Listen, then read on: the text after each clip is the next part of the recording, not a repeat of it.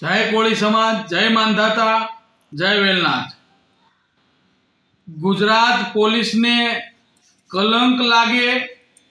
એવું રાજકોટના DCP crime ની અંદર ફરજ બજાવતા જગદીશભાઈ દ્વારા કોળી સમાજના પત્રકાર અને કોળી સમાજના યુવાન પર કોક બિલ્ડરના ઈશારે કહેવાથી પોલીસ પ્રશાસન પોલીસના પાવરનો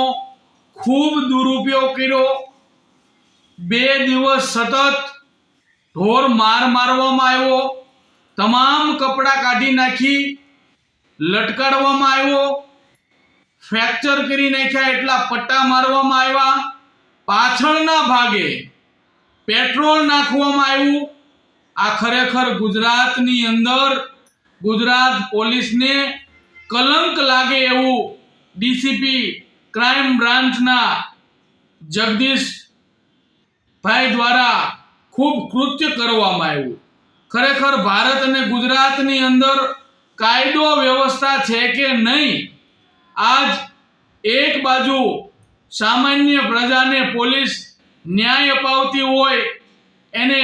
દરેક પ્રકારની મુશ્કેલીમાં મદદ થતી હોય, ત્યારે રાજકોટની અંદર પોલીસ વાળાએ ખૂબ કૃત્ય કરી આ કોળી સમાજના યુવાન સુરેશભાઈ કોળીને ઢોર મારી અને 2 દિવસથી રાજકોટની સિવિલ હોસ્પિટલમાં સારવાર લઈ રહ્યા છે। વાત એમ છે કે કોઈ બિલ્ડરના ઈશારે આ સુરેશભાઈ વડેચા બેડી માર્કેટિંગ યાર્ડ ખાતે રહેતા હોય અને રાજકોટના ખબરરાજ ન્યૂઝની અંદર પોતે ફરજ બજાવે છે અને સામાન્ય પ્રજાના પ્રશ્નો ઉજાગર કરે છે, ત્યારે Rajkot crime branch DCP crime બ્રાન્ચની અંદર ફરજ બજાવતા જગદીશભાઈ દ્વારા આ સુરેશભાઈ કોળી પત્રકારને ખોટી રીતે કોઈ પણ પ્રકારની કોર્ટની મંજૂરી લીધા વિના પોતે કાયદો હાથમાં લે છે। ઢોર મારવામાં આવે છે, 100 થી વધારે પટ્ટા મારવામાં આવે છે, એનો હાથ પગ ભાંગી નાખવામાં આવે છે, એને પાછળની ભાગે પેટ્રોલ નાખવામાં આવે છે। આ પોલીસ વાળાએ રાક્ષસ વૃત્તિ કરીને ખરેખર કાયદા વ્યવસ્થાનું જેને પાલન કરાવવાનું હોય એને ઉલ્લંઘન કર્યું છે, જેથી સમગ્ર ગુજરાતના કોળી સમાજમાં ખૂબ રોષની લાગણી છે। જ્યારે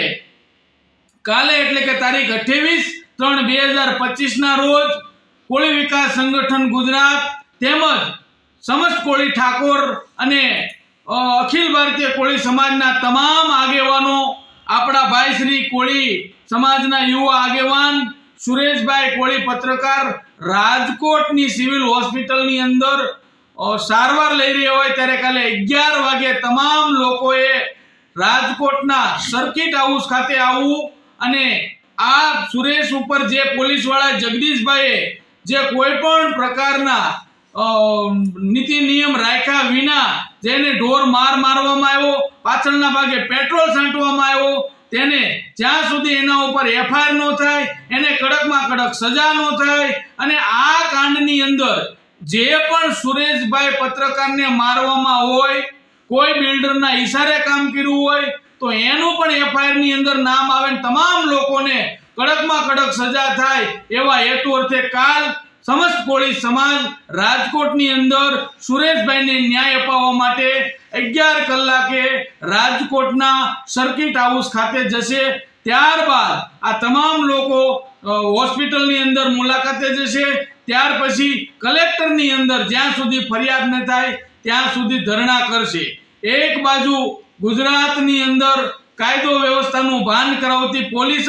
ખુદ કાયદો ભૂલી અને સામાન્ય પ્રજાને આ રીતે હેરાન પરેશાન કરતી હોય, અવારનવાર માત્ર કોળી સમાજના યુવા આગેવાનો, પત્રકારો હોય કે રાજકીય આગેવાનોને આ રીતે ટાર્ગેટ કરતા હોય, તો પોલીસ પ્રશાસનને પણ તાકીદ કરવામાં આવે કે આ સંગઠનો માત્ર ને માત્ર